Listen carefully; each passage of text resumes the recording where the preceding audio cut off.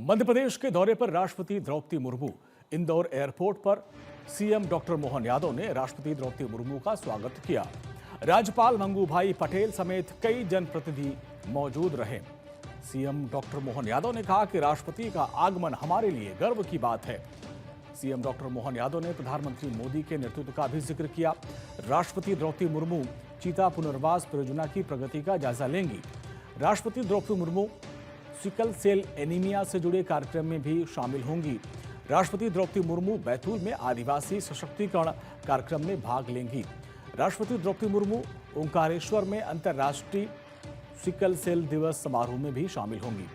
20 जून को प्रधानमंत्री नरेंद्र मोदी के साथ राष्ट्रपति द्रौपदी मुर्मू विभिन्न कार्यक्रमों में शामिल होंगी। राष्ट्रपति द्रौपदी मुर्मू 21 जून को जबलपुर में योग दिवस समारोह में हिस्सा लेंगी। राष्ट्रपति द्रौपदी मुर्मू रानी दुर्गावती विश्वविद्यालय के 36वें दीक्षांत समारोह में भी शामिल होंगी। 18 से 22 जून तक मध्य प्रदेश और ओडिशा का दौरा करेंगी राष्ट्रपति द्रौपदी मुर्मू। राष्ट्रपति द्रौपदी मुर्मू ओडिशा में कई विकास परियोजनाओं का उद्घाटन करेंगी।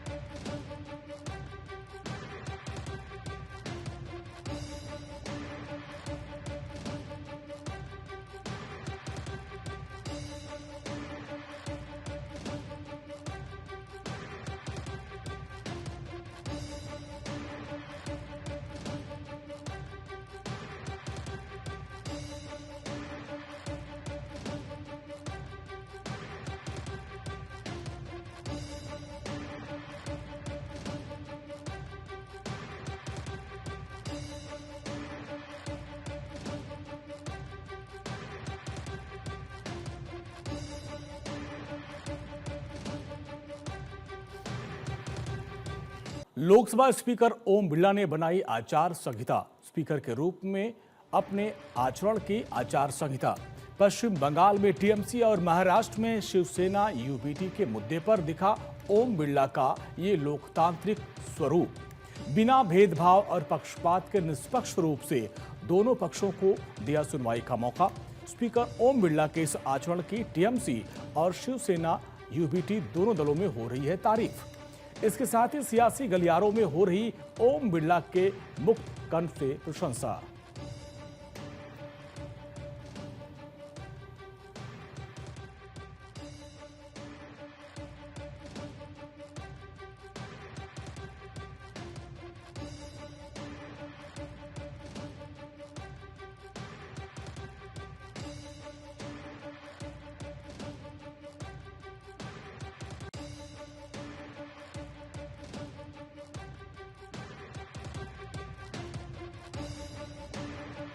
लोकसभा स्पीकर से मिलेंगे अभिषेक बनर्जी। तृणमूल कांग्रेस नेता अभिषेक बनर्जी 19 जून को लोकसभा अध्यक्ष ओम बिरला से मुलाकात करेंगे। बैठक में टीएमसी में कथित विभाजन और बागी सांसदों के दावे पर पार्टी अपना पक्ष रखेगी। स्पीकर ने किसी भी निर्णय से पहले दोनों पक्षों को सुनने का फैसला किया है। टीएमसी के 20 बागी सांसदों ने अलग समूह के रूप में मान्यता देने की मांग की है। अभिषेक बनर्जी ने पहले ही पत्र लिखकर किसी भी अलग गुट को मान्यता न देने का अनुरोध किया था। उन्होंने संविधान और दल बदल विरोधी कानून का हवाला देते हुए अलग गुट के दावों को असंवैधानिक बताया है। सांसद कीर्ति आजाद और सागरिका घोष भी पार्टी का पक्ष स्पीकर तक पहुंचा चुके हैं। अब सभी की नजर 19 जून की बैठक और लोकसभा अध्यक्ष के संभावित फैसले पर टिकी है।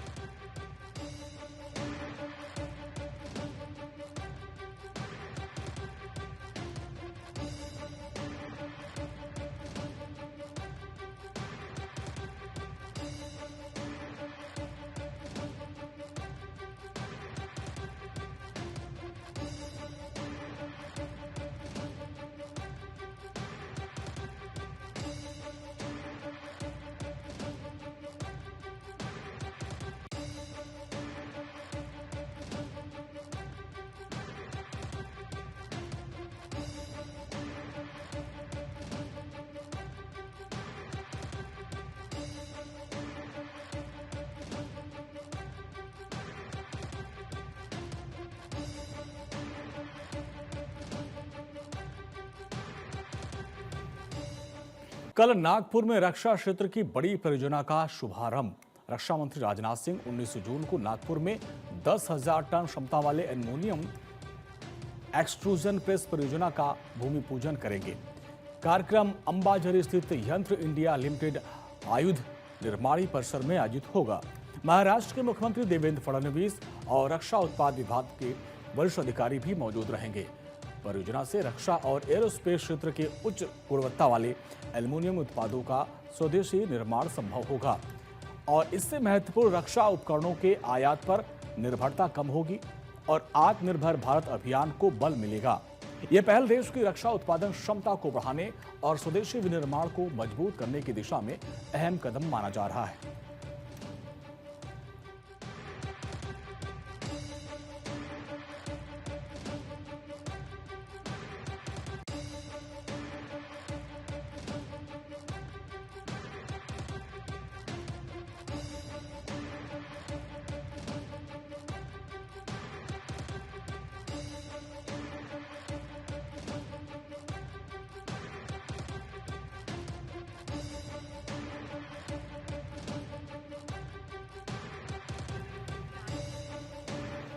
PMVBRY के तहत 2,400 करोड़ की प्रोत्साहन राशि जारी करेंगे पीएम। प्रधानमंत्री नरेंद्र मोदी 19 जून को नई दिल्ली के विज्ञान भवन में पीएम विकसित भारत रोजगार योजना के तहत विशेष कार्यक्रम में शामिल होंगे और इस दौरान लगभग 2,400 करोड़ रुपए की प्रोत्साहन राशि लाभार्थियों और नियोक्ताओं को वितरित की जाएगी। योजना के तहत पहली बार नौकरी पाने वाले कर्मचारियों को 15,000 रुपए तक का प्रोत्साहन दिया जाएगा। अतिरिक्त रोजगार सृजित करने वाले नियोक्ताओं को प्रति कर्मचारी प्रति माह 3,000 रुपए तक की सहायता दी जाएगी। अब तक इस योजना के जरिए देश भर में 15 लाख से अधिक रोजगार के अवसर सृजित किए जा चुके हैं। 99,446 करोड़ रुपए की लागत वाली ये योजना 3.5 करोड़ से अधिक रोजगार सृजन का लक्ष्य लेकर चल रही है। विनिर्माण क्षेत्र में नियोक्ताओं को 4 वर्ष और अन्य क्षेत्र को 2 वर्ष तक प्रोत्साहन का लाभ मिलेगा। सरकार का लक्ष्य औपचारिक रोजगार बढ़ाने, सामाजिक सुरक्षा मजबूत करने और विकसित भारत के विजन को गति देना है।